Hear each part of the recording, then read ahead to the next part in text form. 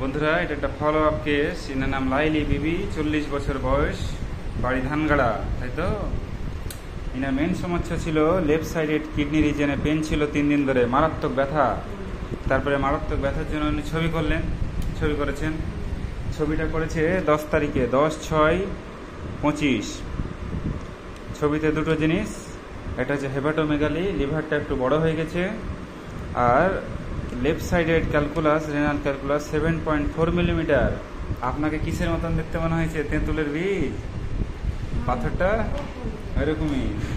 7.4 millimetre. তার সঙ্গে grade 2 hydronephrosis ছিল। যেহেতু পাথরটা অনেক বড়,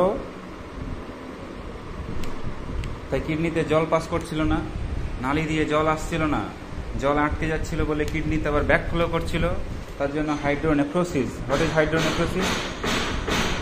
that is accumulation of the water in the kidney. অর্থাৎ প্রস্রাবে নালি দিয়ে যদি জল না আসে, কিডনিতে ব্যাক চলে যাবে, কিডনির প্রেশার পড়বে, ব্যথা করবে। So grade 2 hydronephrosis, burning urination, এবং প্রস্রাবে জ্বালা ছিল। এর আগেও অনেক পাথর হয়েছিল। So lithic acid diathesis, that is the stone formation diathesis.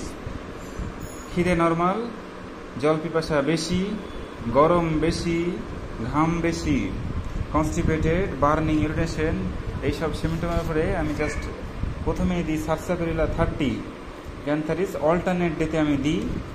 তার সঙ্গে দুটো ওষুধই দিই মেনলি। কোলোসিন ছিল, বলেছিলাম যদি ব্যথা হয় তো খাবে। 10/6/25 তারিখে দিয়েছি। আজকে হচ্ছে 30 তারিখ, 20 দিন। কদিন পরে পাথর নেমেছে ওষুধ দেওয়ার? 2-1 দিন পরেই নেমে গেছে। পরের দিনই ওষুধ নেমে গেছে, একদিন ওষুধ খাওয়ার পরেই। বড় বেশ পাথরটা উনি নিয়ে আসেননি।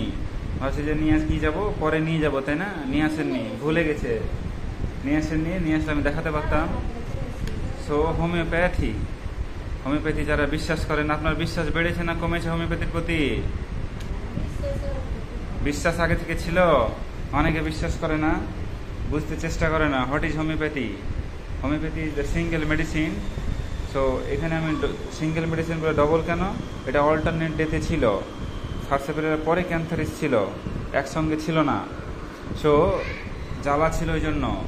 তো একবার ওষুধ দেওয়াতে পাথর নেমে গেছে। পাথরটার সাইজ কত? 7.4 মিলিমিটার। বেশ তেঁতুল বীজের মতন দেখতে বললেন। আর ব্যথাটাতে এখন কিচ্ছু নেই।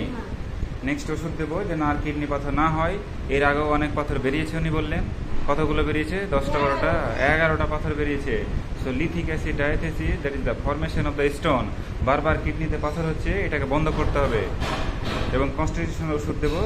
এরপরে কনস্টিটিউশনাল ওষুধ আমি সালফার দেবো ভেবে রেখেছি। হট পেশেন্ট, জল পিপাসা বেশি, ঘাম বেশি, constipated, burning, so sulphur is the medicine. Brimstone. বাকি ওষুধ দিচ্ছি, আস্তে আস্তে ঠিক হয়ে যাবে, যেন আর না হয়।